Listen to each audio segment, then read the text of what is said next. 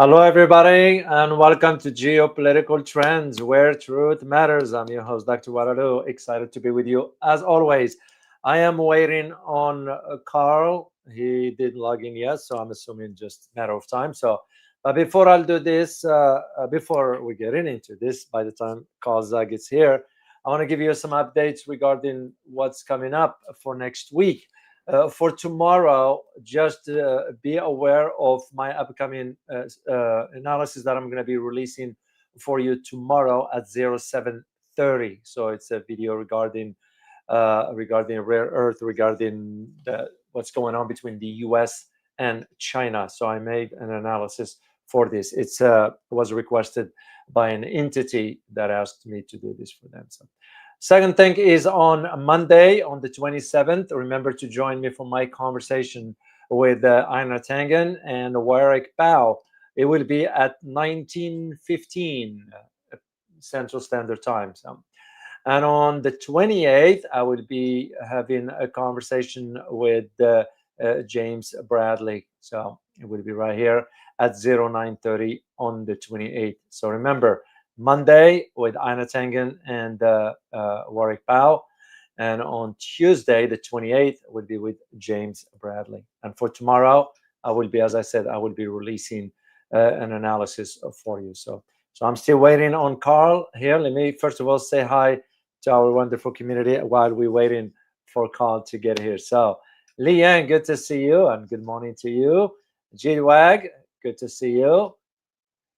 Carl is not here yet, so I'm gonna have to wait for him. Otherwise, I can start something else. So, American citizens, good to see you. Here is Carl. I'm just seeing him logging in here. Willie Homan, as always. Bacon Baker, good to see you. Say it like it is. Good to see you. Kevin, good to see you. And Kathy. Oh, here is, I think Carl will be here soon.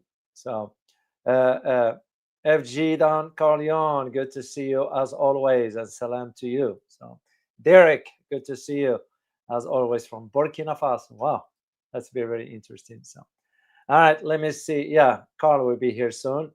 At least he is here. He's here. So, and we're gonna get into our conversation. Hi, Carl. Hi, Carl. Can you hear me? Yeah, I can hear you loud and There clear. you are. How are you? Good. How are you? I didn't talk to you for 2 months, man. Well, I was in China for 35 days. I So. know. We kind of schedules gets overlapped. Yeah. I was really looking forward to link up with you in China, but I just didn't work out this time. Maybe next time. So Next time. hopefully Next I'll time. be back there next year. Hope you had a good trip in China. So yeah, I'm glad Yeah, you did. my son already want to go back because I took the last part of my China trip. I took my wife and kids, Oh, great. and my 4-year-old is asking me, "Daddy, why did we come from China? Why did we come back home from China?" He said, "I want to go back to China." Well, I'm sure they will enjoy it. So, and I really look forward to next time when I go. I'll let you know, give you a heads up in case your schedule permits, and look for us to link up with there. So, Sure. well, anyway, very, very excited to have you as always, Carl. To the community, you don't need me to introduce Carl. Carl doesn't need an introduction. You know who Carl is. So Carl, we're gonna cover up a host of issues, and I want to get your take because I didn't talk to you for 2 months. So a lot, of course, a lot happened since last time we talked. But I want to start with one thing, which I'm sure you were aware of course, with the V-Day parade that took place on September 3rd.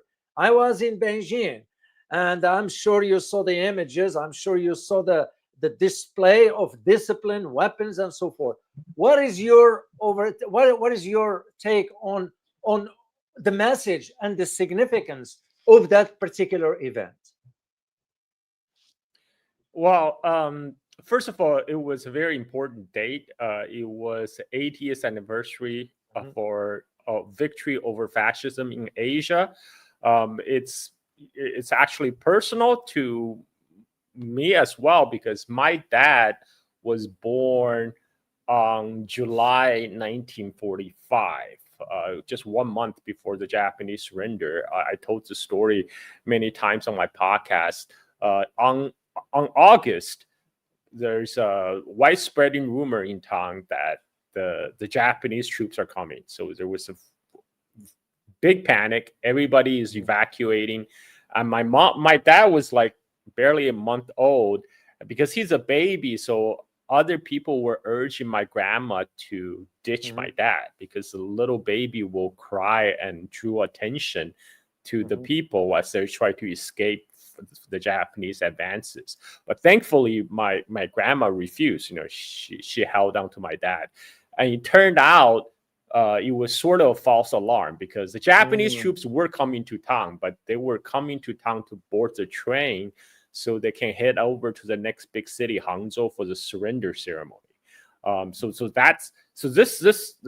impact of World War II, the story is not unique to my family. This is, many tens of millions of Chinese family experience similar trauma. So to celebrate this 80th anniversary, the triumph, is also to celebrate how far China has come. And another purpose, of course, is to serve a message to countries like United States that China will no longer be contained. They show many toys on this parade that has never been shown before. And, the Chinese way is if they display on public, that means, they don't display their latest, greatest, most secret weapons on parade like that. If they display in public, that means they already have in good quantities at their disposal. And this is actually a big surprise to even many China watchers and the open source intelligence bros, because they just simply did not expect China to make such a progress in such a short time. But I mean, it's inevitable. The manufacturing power has been shifted to China for so long now. China is the only economy in the world that can build on such scale. Recently, after the parade, China recently just launched their 5th generation fighter, stealth fighter, from a electromagnetic catapult from their latest aircraft carrier. Now, United States has not been able to do that. The USS Ford has electromagnetic catapult, but up to this day, USS Ford's electromagnetic catapult has been unable to launch F-35s.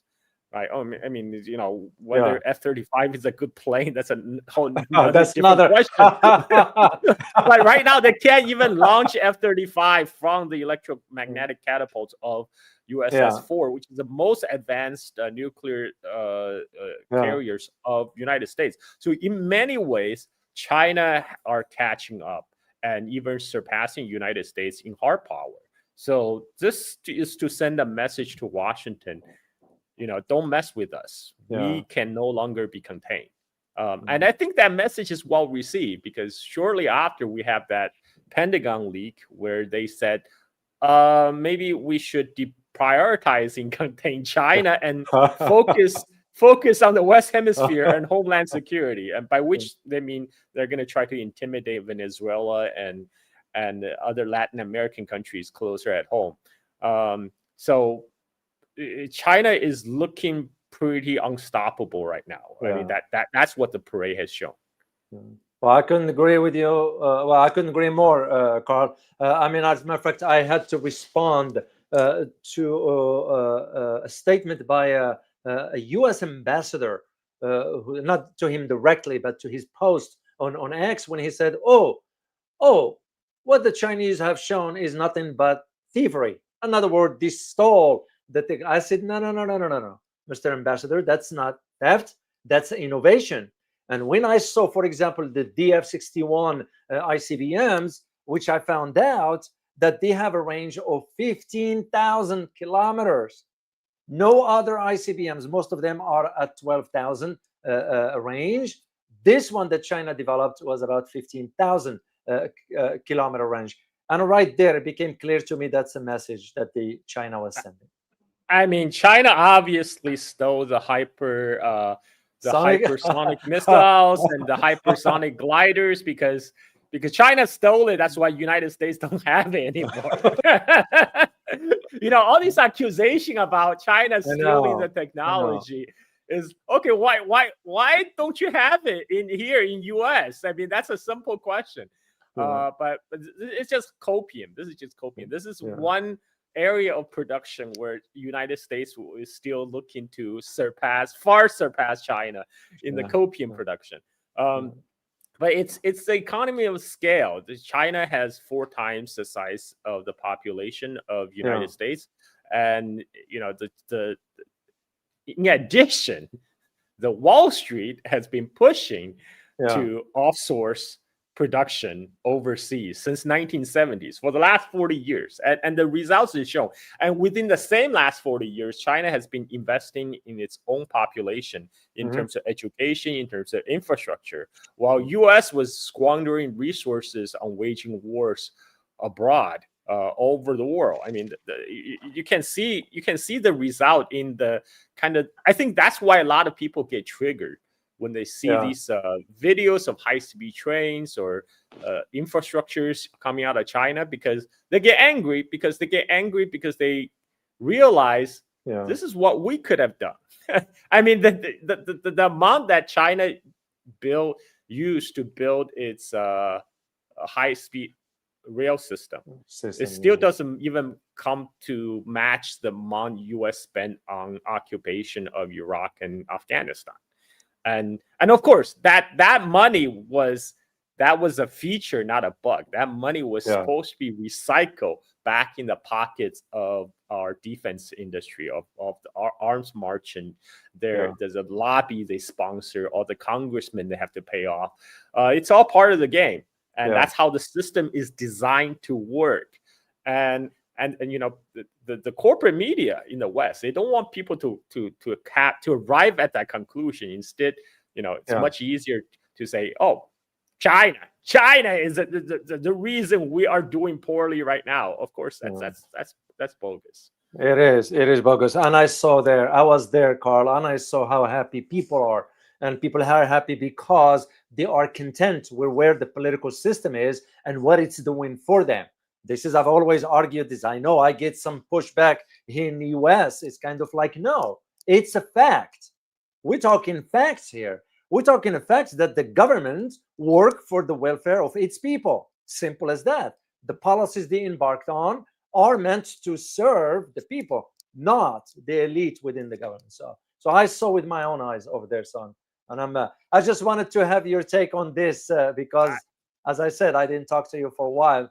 And I want you to share with the community your input and insights about this parade and what it meant for the bigger picture. Yeah, well, I mean, another thing I noticed through all my travel to China is how much more convenient it is for a Chinese person, a Chinese citizen or long-term resident of China. All they need is their phone. They can go travel anywhere. Everything super convenient, and their cities, not only it's safe, but there's accessible. I mean, like there's metro with if you arm with a map, the Chinese A map app, with or maybe a rideshare app, and you can ride metro anywhere. They even have those rideshare bicycles and scooters everywhere that you can rent for practically nothing. And then or you just call the taxi. I mean, with all these combinations, it makes a lot of the metro area completely accessible. And but it does take some onboarding for newcomers to China, tourists to China, because even me, I thought I would have no problem because I speak Chinese. But I still had to learn some tricks. Like when I went to buy metro tickets, for example, I was still doing the old way. I was doing the way I was doing back in like 2010, 2000. 2008 or something. I thought I was like hip. I was showing my wife. But you see, you just go to the automatic ticketing machine. You click on the rail map. You pick your destination. You show you how much it would cost. Then you use your Alipay to pay the amount, and they will spit out a plastic card, and then you can use it to swipe in. I was so proud of myself until I met like a local expat, my friend Daniel Downbury from Chongqing. He's like, "What are you doing, man?" And like, "Here, give me your phone. Here, you have Alipay. Go to this mini map, click on it. It's set up for metro. You just need to select your city. Your current city is Chongqing, and now you will generate a QR code, and you just hold up the QR code at the entrance of the metro. You automatically scan you in, and when you go out, you scan the QR code again. You automatically calculate the fare, and the fare is like ridiculous. Usually like 2 to 4 RMB. And that's like 50 cents. That's like 50 cents. Everything is super convenient. Like I said before, like 2019 is when I felt like, okay, China now is a place I wouldn't mind living. And I think 2025, I would say China is a place I want to live in. I mean, it's super convenient. Like my wife and kids loved it. My wife, I took her to see my hometown, right? But she spent most of her time doing like shopping, and she loves grocery shopping. And she's like, the price is cheaper than Bali, right? Like everything. I'm like, of course, because everything is made in China. To Bali, you still have to pay the transportation costs and the tariff and all that. But here, you're getting straight from the source. And that's the thing. China, even though it's you have the first world infrastructure, it still have very affordable prices. Like a lot of the hotels I stayed in, very nice hotels. They will cost arms and a leg anywhere else in Europe, in United States, but in China, it's very, very affordable.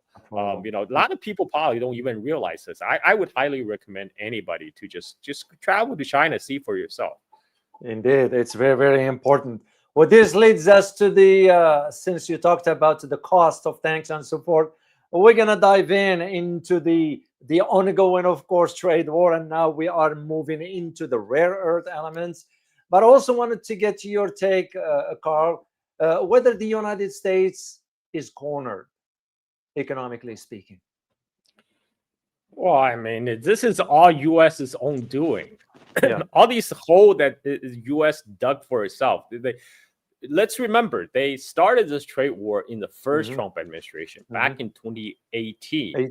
And so from that moment, China had been prepared for the worst case scenario, which is decoupling from the United States. China had been preparing for the last 7 years, right, for this eventuality. Whereas Donald Trump just think he will throw tariff and everybody will bend to his will. He does not account for the fact that China can push back. And one of the reasons why is maybe because China has been so far very restrained on how they react to the U.S. sanctions, because China really do not want to escalate a trade war. They made it very clear from the beginning, trade war is bad for everybody all around. We do not want it happen.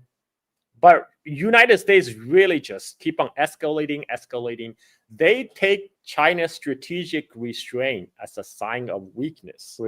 But in effect, what China is doing in the last 7 years is they're slowly building out their capability to make them less reliant on the United States for the eventual possibility that there could be a decoupling.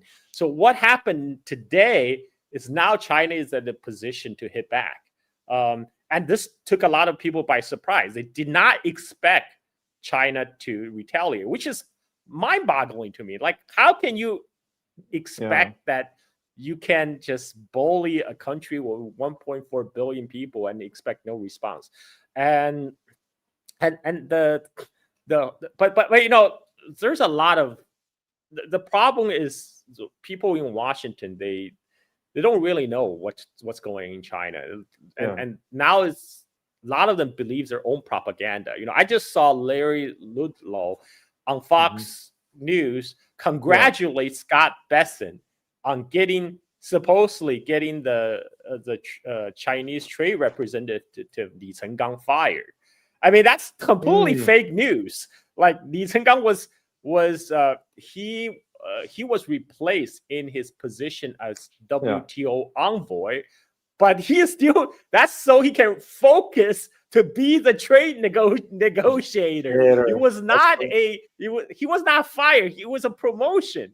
But people in the United States don't understand this, to the point that they will talk on Fox News is watched by a lot of people. You have Larry Ludlow congratulating Scott Bessent on getting the Chinese negotiator fired, and Scott Bessent was all smile. He's like, "Oh yeah, it's a piece of cake." But I can just imagine his face when he goes back to the negotiation and see across the table. It's like, how out of it's kind of speechless. These are the people who make important decisions in Washington. Yes, they're so far out of the loop. They don't understand how the world is functioning. But anyway, so China has been one of the reasons China held back from retaliation is because they understand, trade war hurts everybody. So first they want to make sure their bases are covered. If the trade war escalate, they're going to be hurt less. So that's why they for the last 7 years, they're doing the groundworks to insulate themselves. And what did U.S. administration do? They done nothing of that sort. Instead, they just keep on pushing, and all for the false premise that they need to do whatever needs to hold back China's technological progress, especially in the form of AI. Right? That's that whole logic of the chip sanction on China, is to hold back China's AI progress. But China found ways around. Like Huawei founder said, look, okay, if we can't buy the latest GPUs, it's fine. We will just improve our software. We will use more hardware. We'll use parallel processing. We'll make it work. Like this is we will use less bloatware. That's what DeepSeek achieved. DeepSeek achieved with more efficient software to get more juice out of existing, their limited computing capacity, and which is completely different from the Intel Microsoft model, which says, oh, we're gonna make bloatware update every few years that will necessitate you to buy the latest Intel chips to support the more bloatware, right? I mean, that's the same sell tactics for this whole AI bubble right now in US. It's just saying, okay, you need to buy shit tons of GPUs, build a lot of data centers. That's how you're going to power your AI revolution. But the problem is all the AI hype in the United States, they actually produce very little so far. All this AI investment right now hasn't been justified by any actual return on the investment.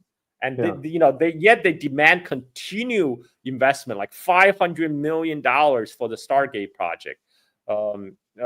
That's 500 million or 500 billion? 500 billion. 500 billion. Right. Carl. I mean, that's crazy. That's crazy. Yeah, this is crazy talk. I mean, like, Indeed. Why? And nobody that question why. They just say, oh, okay, we have to beat China. Right. That's the whole rationale right now, to justify the AI bubble is we gotta reach AGI before China. As long as we get there first, we're gonna have Skynet and Terminators, and China will be screwed. That is their whole promise. Whereas in China, they're actually applying AI to useful stuff like robotics, advanced manufacturing. That's why China has been moving up in the value chain, like producing EVs. Their latest EV factory, all fully automated, lights off, 24/7. This is how they improve their productivity Yeah. and efficiency. So their AI investment is actually seeing immediate application. But Yeah. here in US, it's still a lot of vaporware. I mean, it's just people talking. You have people like literally standing at empty warehouse and say, "Oh, we're gonna reindustrialize America. Okay, invest in us, right?" And then you're like, "Okay, exactly what do you plan How? to make? Exactly what do you do? I want to be like that consultant guy in the Office Space movie.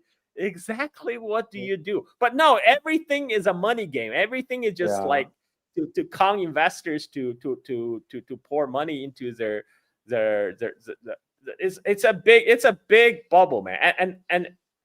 And this is what, after traveling to China, one Yeah. thing I like to say is there's no real US China competition. Competing what? I mean, well, Yeah. competing in like quality of life, competing in like public infrastructure, competing in education. What's US competing China with? Um, right now, only thing they're thinking in their mind is US got to maintain the hegemonic position in the world at Yeah. all costs, right? But what does that mean? What does that translate into average American Joes Right. in Michigan or Ohio? That means very little. Most people just want jobs and go through their life. I travel uh, throughout China this time, and most Uh-huh. people in China, they're not bothered by the trade war. They're going through their own business. China has a continental size economy. Their export now comprise of single digit of Yeah. their percentage of their GDP. So China is doing fine. China's economy is actually started to slowly recovering from their real estate bubble Yeah. bursting. But U.S. man, I don't know what's going on in the U.S. anymore because now It's only very thing I bad. have is these.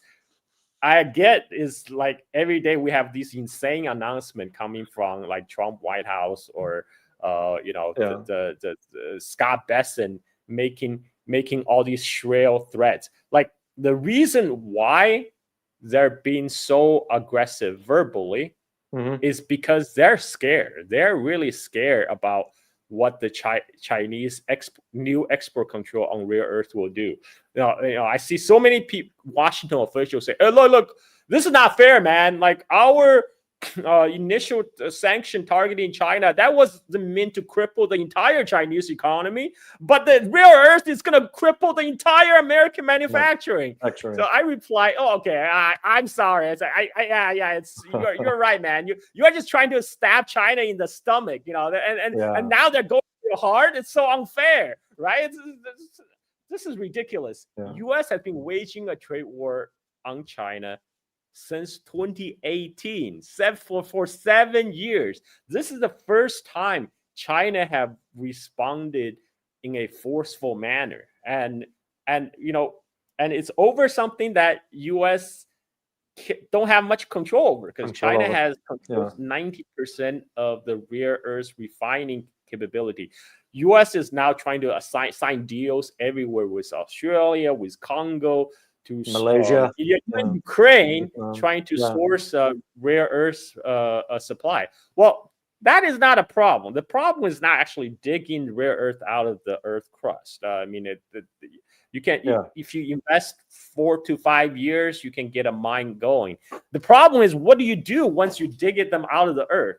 Currently, Processing. Yeah. you still have to send them to China for China. processing. That's what happened to the mine that they harvest from the Mountain Pass mine in California. Up to Definitely. April this year, they were Mhm. still sending them to China for processing. Mhm. And because the liberation day of Trump, because the sudden jump in tariff, so they finally put a stop to that. But Yeah. they're still going to have a problem refining those rare earths because U.S. simply don't have the refining capability. Yeah. All the machines tools that's required is Chinese. Human capital is also Chinese. Because for the last 40 years, U.S. Top Chinese universities, Tsinghua, Fudan, they all offer PhD program in rare earth refining, rare earth chemistry.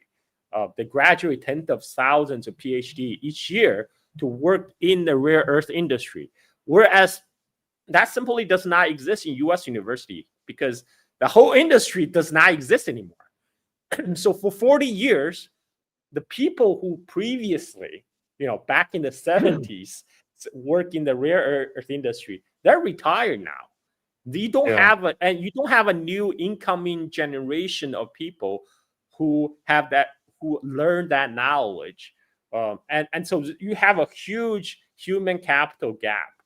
That's not something you can fix anytime soon. That's not something you can fix even within 5 years. So it's going to take, if everything goes perfectly to the plan, maybe in 10 to 15 years, you can get some sort of supply chain going.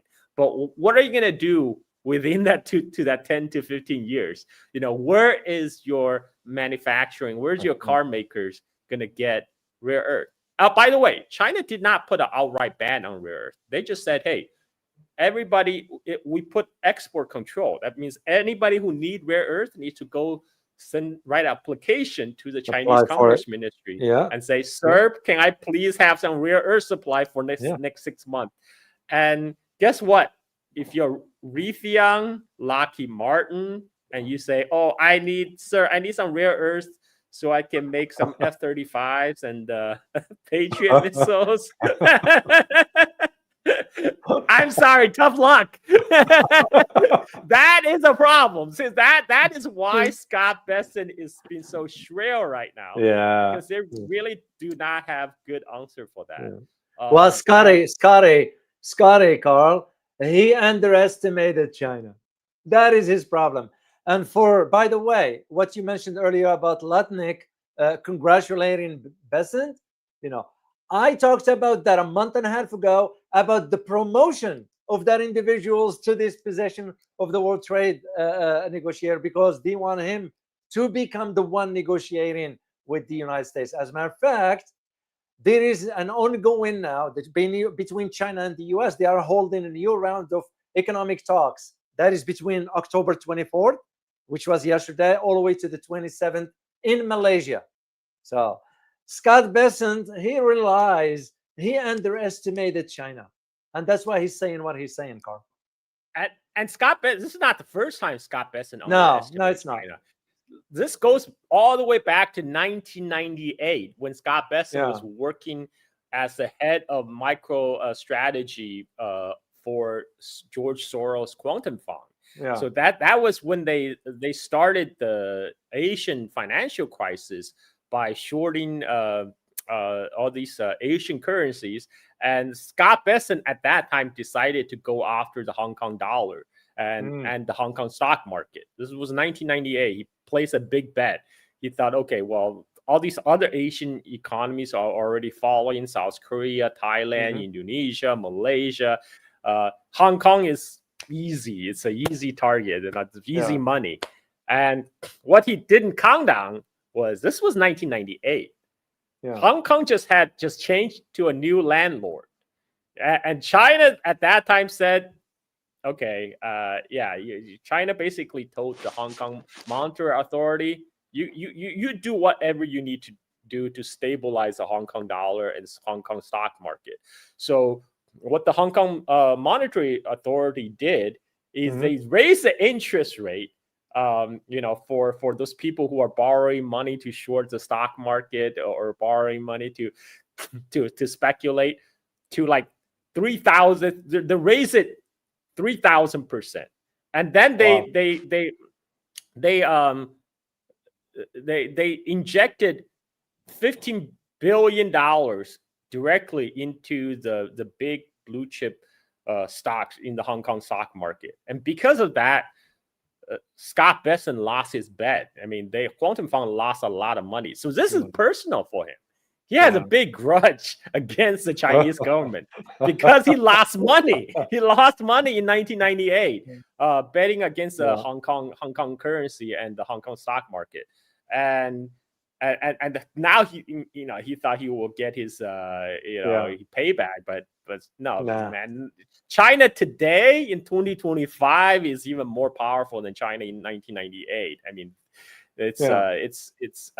he's gonna have to, he's gonna have to go through that 5-step grieving process. Right now, they're still bouncing between denial and anger and back and forth. Back and forth. but they're gonna have to reach the bargaining stage. They have to reach the bargaining stage. So we'll have to wait and see how they negotiate. Because right now, what China is, well, according to supposedly leaks, what China is driving for is removal of all these trade sanctions. For China to resume the rare earth supply as before, which what Trump is asking, for China to resume purchasing soybean from United States, because right now China is purchasing 0 soybeans while the soybean harvest is rotting in the fields in United States, while China is buying soybeans from countries like Argentina, while Trump is giving Argentina like $40 billion and to bail them out. And the American farmers are literally they're pissed. They're pissed, Carl. Praying in church because they have no options. So for China, their demand is, okay, we can revert back everything as it before, but you got to remove all those sanctions. Then we can do business as normal. Talk. Now that's an interesting proposal. I mean, that's a reasonable proposal. Yeah, we'll have to remain to be seen whether the U.S. elite will take that. Well, it will remain to be seen. Liking this video so far? Don't just be a watcher. Go ahead and hit the like, share, and subscribe button. And don't forget to tap the bell so you will not miss any of my videos or live streams.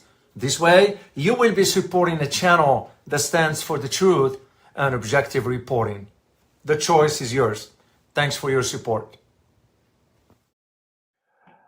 Indeed, Carl, you brought up an interesting point regarding the time for China now to really gloves off, because they can afford it now. No more being Mr. Nice. And this leads me to wanted to get your take on the recent the China Fourth Plenum that just took place in Beijing. It's a closed session between the leadership and members of the Chinese government, and the purpose of it is to some sort of strategize or sort of start the plan for the next 5 years, economically speaking. What do you expect will come out of this specific behind closed doors meeting as far as the progress for China? Well, I mean, China now is promoting their 5-year plan on Twitter. I saw the video. Wow. And they wow. The thing is, you have a lot of the Western corporate media, right? Wall Street Journal or New York Times, they always say, according to inside sources, this is what's going on in China. Now, China, they actually publish what they're going to do. They lay out their whole plan. If you just bother to read it, they're and one of the things they're going to do is they're aiming to raise their life expectancy to 80 years, aiming for 80 years. Right. I mean, currently, Chinese life expectancy at birth already surpassed the United States, but they intend to keep pushing that up to 80 years. And this is give light to the claim that somehow China, because the aging population, China sees the older generation as a burden and all that. No, I mean that. For China, the respect for elder is a real thing. Yes, it is. And when they tell people that we intend to raise make you live longer, that will win them support. And that's not something that many Western leaders can even promise nowadays. Even though they promise a lot, but because if they say something like that, they will be asked, okay, well, what are you gonna? How you plan to do that? You're gonna make our medicines cheaper? You know, you're gonna make our medication cheaper? Make there'll be a lot of questions that will be hard to answer. Yeah. But what another thing is, China, they continue to invest in their infrastructure. I was traveling in Xinjiang, the far western region of China. I mean, it's very impressive. I was driving there. Basically, a lot of Xinjiang desert right now is getting paved over with solar panels or wind farms. I see miles and miles of those solar panels, solar farms, and wind farms, and I find out Xinjiang is actually one of the cheapest region for electricity in China. So much so that even 10 years ago, before China banned crypto mining, some American entrepreneur from Shanghai I was talking to, he said they sent people to Xinjiang to try to set up a crypto mining operation there because electricity is so much cheaper there, because all these electricity generation was being set up in Xinjiang, and we drove across the Taklamakan Desert, which is the world's second largest moving sand desert after Sahara. We drove right across it. And the way that China was able to build a highways across this desert is they build these grass straw grids on both sides of the road to fix the sand, and they did it for the entire length of the highway. So the sand do not come and cover up the road, and that's pretty impressive project. And they're building even more project, because I just saw one of the things they move forward in planning is the Xinjiang Tibet railway. So that people are saying, oh yeah, but these railways offers no return on investment. Yeah, but these are strategic railways. It links very strategic border regions of China.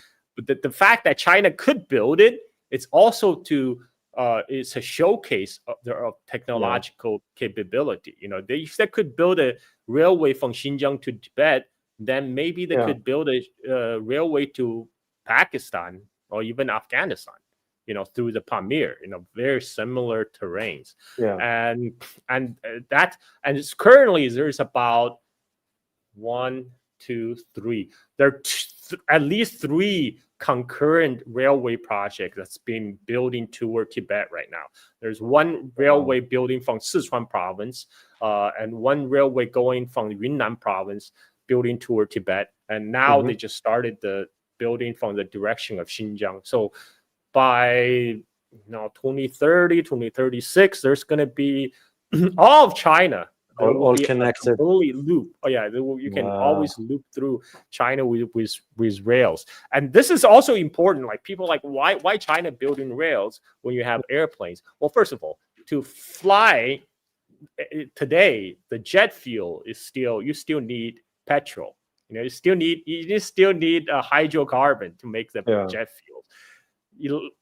In China, all the trains are electrified now, and electricity China can very cheaply generate this electricity from solar, from wind, from nuclear. China is doing the fastest nuclear build out. So they're not putting all the eggs in one basket. They're building solar, wind, nuclear, but even more coal stations, but as a backup, in the time when there's no sun or no wind.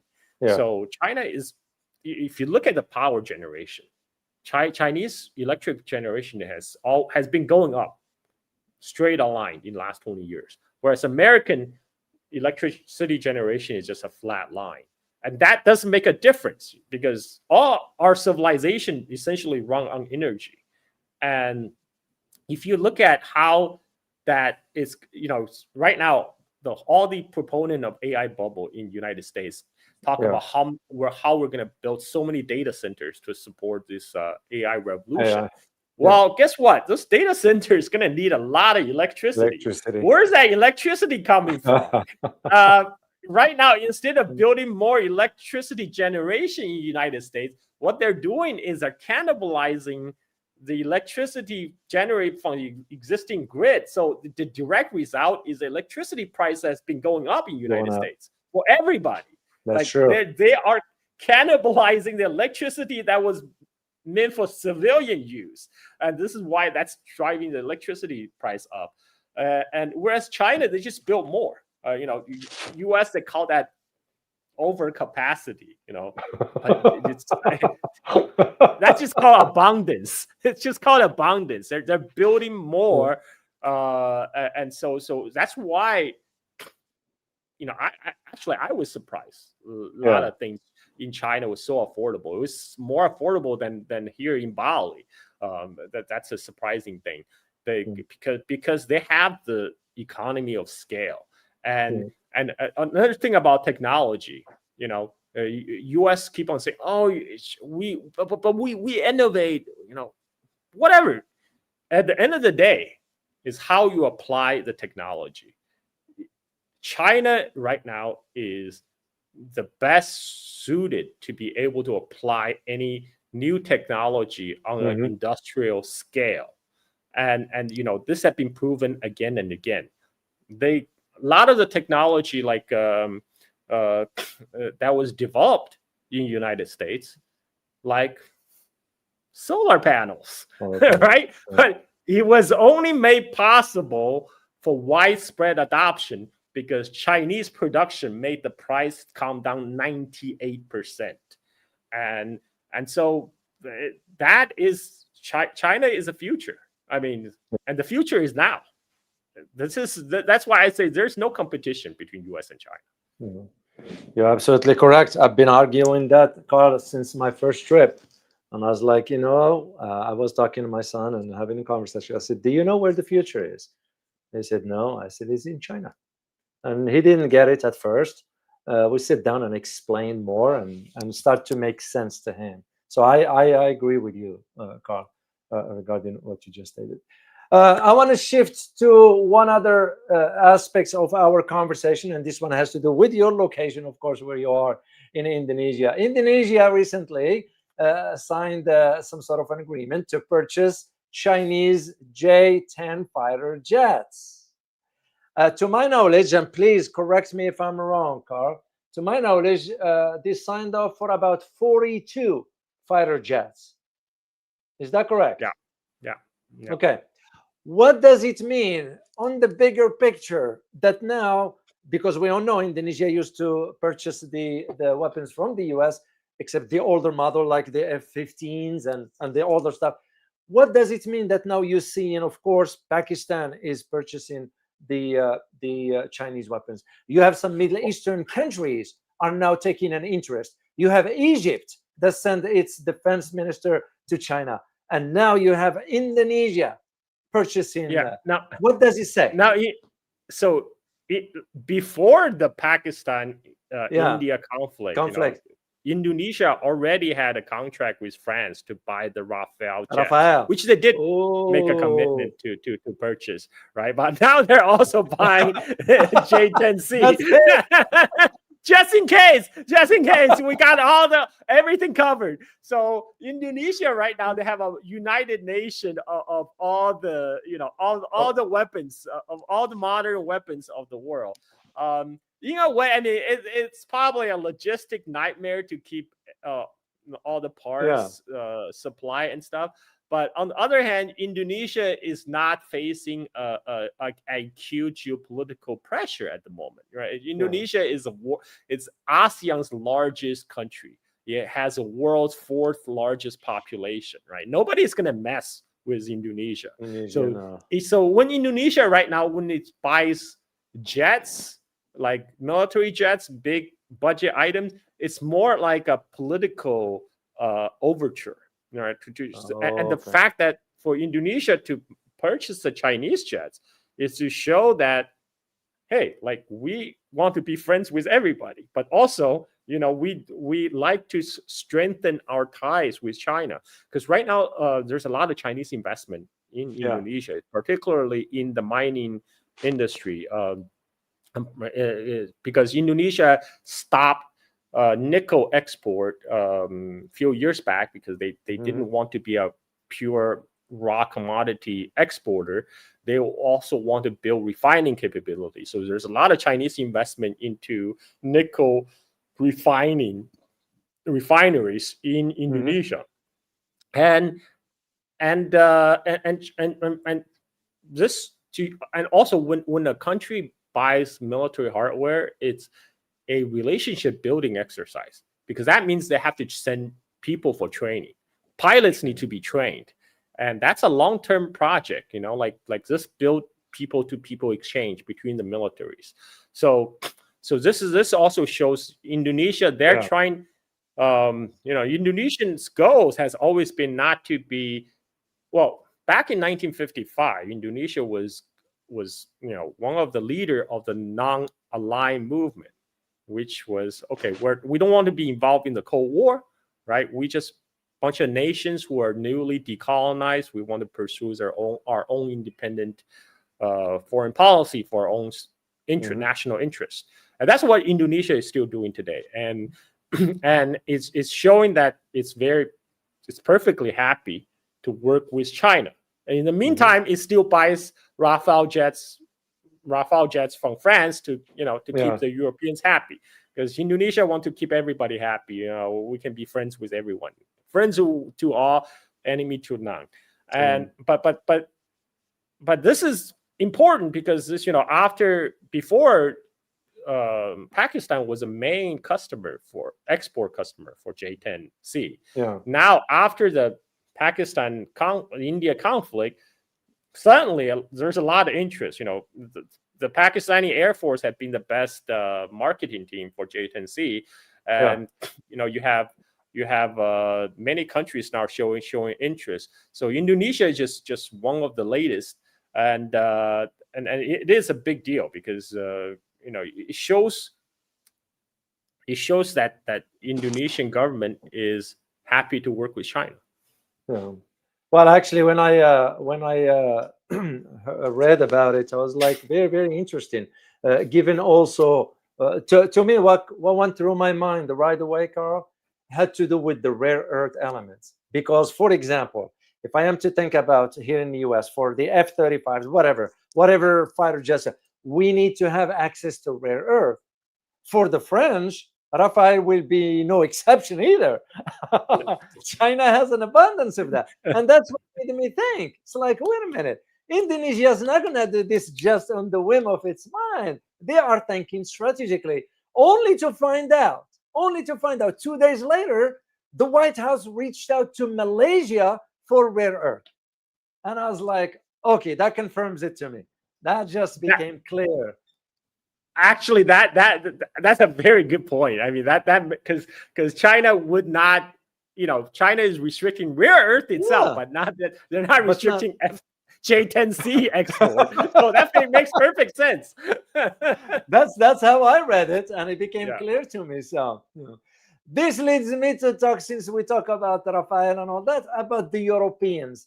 I'm sure you're aware of the events that the foreign minister of Germany had to cancel his trip because there was nobody willing to meet with him in China. What's the deal with that? Because if you look at the agenda, he wants to talk to China about Taiwan. It's like, for China, it's like, why? Taiwan is none of your business. Why you are coming here to tell us about Taiwan? This is none of your business.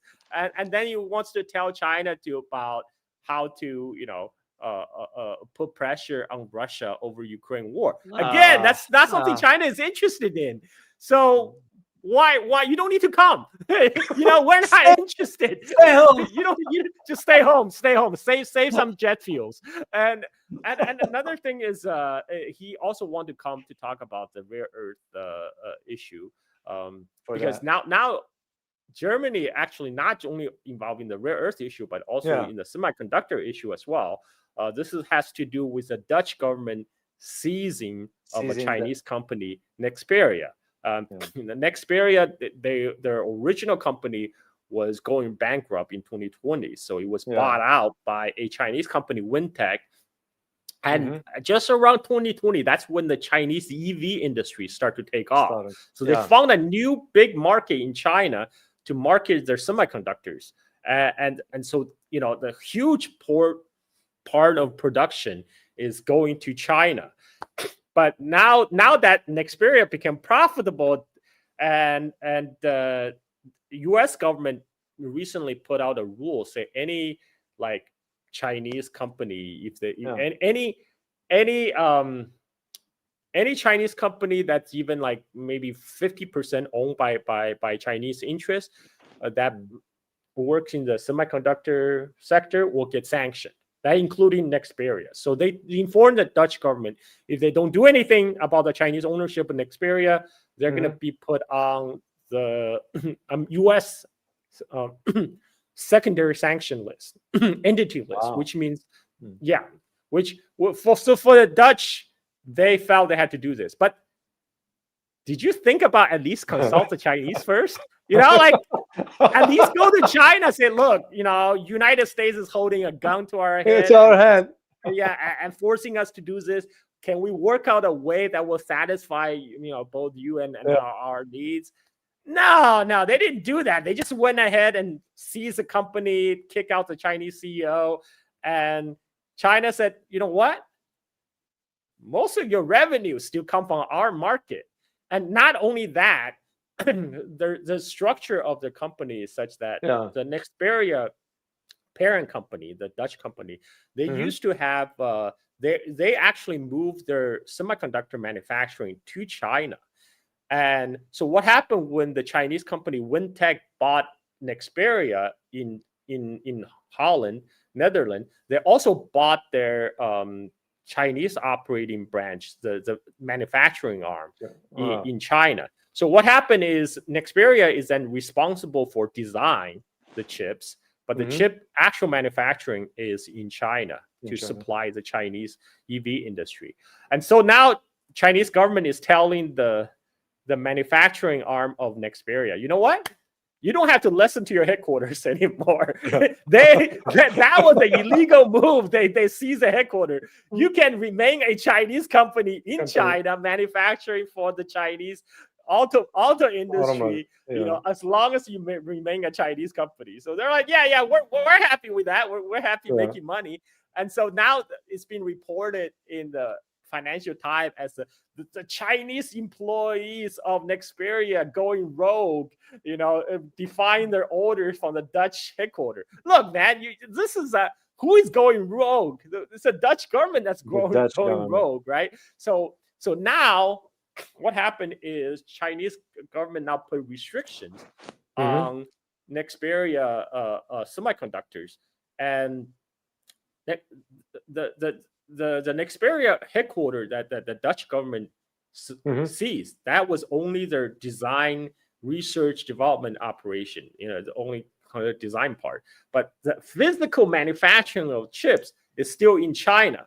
But because this fight, all the contract Nexperia signed to supply all the German automakers with their semiconductors, those orders are not getting fulfilled now because the Dutch headquarters cannot command their Chinese, the actual Chinese factories in China to make those parts and then send it to Germany. So this is why the German automakers also panicking, because they only have weak supply of semiconductors at this point. And so this is another reason that the German wants to talk to the Chinese, but for the Chinese, again, this is like, why are you talking to us? You know, you tell the Dutch government, you know, to do the right thing. You don't need to tell us what to do. So the problem with the Europeans, both the Dutch and Germany in this case, they still have a weird mindset. That is mindset. weird. That is weird. Their mindset is still stuck in like last century. That's true. That's true, Carl. They still think they can dictate to, you know, China what to do, but the power different dynamic has shifted. They need to make that realization and make adjustment, right? But I think maybe one reason is China's rise is so rapid. Like the former Czech Prime Minister Havel said, China's rise is so fast, we didn't have time to be astonished.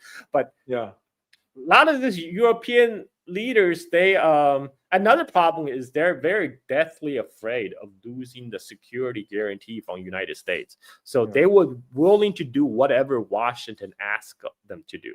So right now, what Washington asked them to do, which is to bear the main burden of carrying on the proxy war in Ukraine against Russia, to cut themselves off from their main export market, which is China.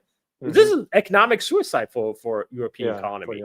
This is why Germany is deindustrializing right now. The German industrialists are taking their plants, moving them to United States, right? Which benefits the U.S. Maybe that's a whole plan. It's to cannibalizing all the European quote unquote partners to bolster the U.S. economy. But this is bad for Europe. And for whatever reason, the European leaders, none of them have a spine to say, no, this is a bad deal for us.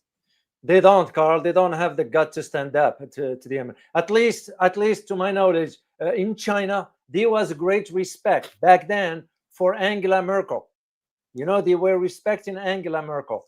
But these new guys, the Olaf Scholz and the Merz and all the likes of those clowns, they are going down. I just spoke to my family recently and where the conditions are in UK. You look at the UK now, poverty is going up to the roof, and they are not disclosing this truth. So, and David, we are both old enough to remember back in the Iraq War, France and Germany actually opposed. Remember that? There was a time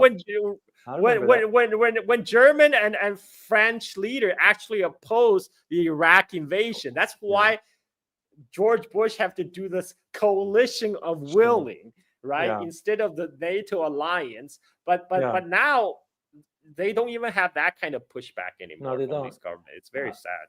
And what I found out also, part of this tensions that, not the tensions, but the slow collapse in Europe, economically tied to this rare earth, because when I share this with the community, I tell the community always, look at the first 3 countries when it comes down to rare earth. And it gives you the idea right there, what everything is. So, and that is one of the reasons why Europe is trying to reach the same thing the United States is doing now. Because what we're going to be seeing, we're going to be seeing a shift towards Africa. And it's for one reason and one reason only, is to compete with the Chinese, given what China has built. I'll give an example for the community. This is the rail system that China built for Kenya. This is the massive amount of trade with African countries. So the U.S. now wants to go and compete with the Chinese. But I mean, like a lot of people in America and in Europe, they still think most Africans live in mud huts, right? I mean, I don't even realize Nairobi is a bustling metropolis now. But a lot of there's a huge transformation in Africa. That's true. And a lot of it is because the Chinese investment in the infrastructure in the region. But the West call that at what cost? Debt trap. That's always the term from Washington, D.C.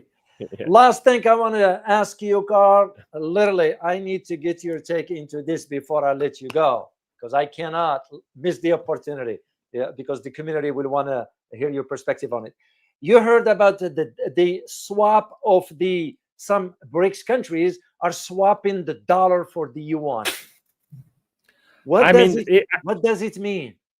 Yeah, I think it's just a matter of time when yuan became the dominant trading currency, because China is already the largest trading nation in the world.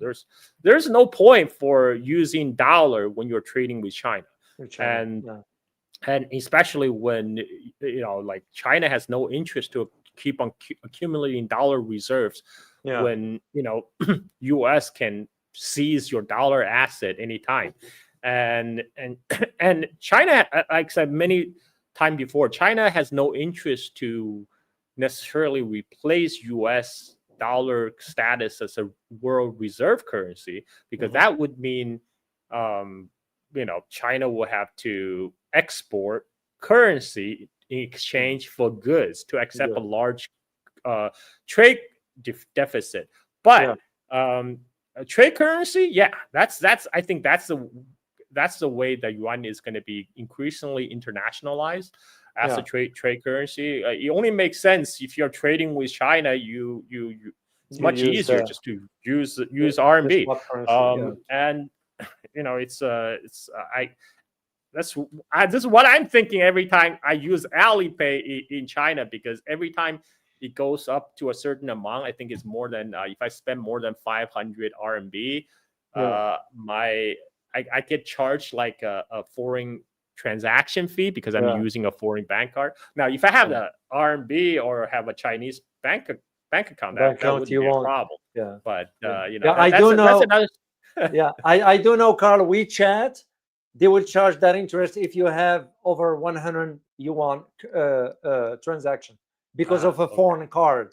But if you have the card from China, I asked about it, and they told me, if you have a bank here or you use the card here in China, you won't be charged for that. So that was very, very interesting. But it was convenient. I'll give the Chinese credit for this. Man, I didn't carry cash on me. That was it. I just paid with Alipay everywhere I went. So I was really worried that I'm going to run out of charge for my phone, but thankfully in China they have all these power banks for rent everywhere. You get this. That's true. They are thinking of everything. I truly enjoy this. So, well, Carl, I'll give you a last word, my friend. Just for your thinking outside the box. Where do you see things between now and the end of the year? Just a short time frame. Well, I mean, we can't always expect Taco Tuesday. Of course. Trump always chicken out. And we have, my sense is that most of the people in China, they're kind of oblivious to this kind of trade war business going with United States, because, China is large enough to be a continental-sized economy. Its exposure is limited. And my conclusion is still the Asian century is already here. It's not, the Asian century is not in the future. It's already here with us today. And because when the tide lifts all boats, the rise of China is going to lift the boats of all the surrounding countries in the regions, including countries like Indonesia, Malaysia, Vietnam, Laos, Thailand. Everybody will benefit, and and a lot of development is coming, provided there's no war. But I think there could be some positive, some silver lining you will see is U.S., despite all its rhetorics about pivoting to China, containing China, in real terms, there's a strategic pullback now from the first island chain to the second island chain, now maybe even third island chain. And now they're saying, okay, we got to focus on our homeland and then dominate the West Hemisphere. And I think they're slowly come to the realization it may not be realistic to contain China, especially as time goes on, because every year goes by, the relative position of China versus United States grows stronger and stronger. And as for Chinese economy, it's slowing down. There's some slowdown after, I think, 2019. I think that was the height of the real estate bubble, and so now it's slowly start to recover from that real estate crash. Because when I travel throughout China, I see a lot of domestic tourists everywhere. From Shanghai to Xinjiang. A lot of domestic tourism, a lot of Chinese with disposable income and time willing to spend. And that will help to continue to prop the Chinese economy. And I think that the China, the key for China right now is to complete its economic transition. which is it's transitioning to advanced manufacturing. And that it's China is already pretty further along in that process. I think we can probably expect them to break through the bottleneck on advanced semiconductors in the next few years, and in that way, when that do happen, there will be, the sky is the limit. There are not many fields right now. See, the thing is, both China and US can coexist, can prosper together. Xi Jinping said that himself. The world is big enough for both US and China. It's just that Washington elites need to come to that realization. I think over the next year or year and a half, they're going to have to come to the bargaining phase of the 5-step grieving process, and they're going to have eventually move on from anger, right? From denial, anger, and to at least to bargaining, and I think that is my that's my prediction. Well, Carl, I can't thank you enough, man. The community is so excited always to have you here, and I know it's been 2 months since we last spoke, but again, we were in different parts of the world. So I have someone here who put some super sticker. That's Noel. Thank you very much, Noel, for your super sticker, saying good morning, Dr. O, and good morning, Mr. Zha. Greeting from Singapore. Thank you so much. And say it like it is. I want to say thank you so much for your super sticker. Truly, truly appreciate you. And on behalf of the entire community, Carl, I say thank you so much for carving out time for us. And I look forward to seeing you next time. All right. You take care, my friend. Guys, hope you all enjoyed it. And, Carl is always nice to have here. You learn a lot from him. Someone I trust his judgment. I trust his knowledge. He's savvy enough, knowledgeable about what's going on.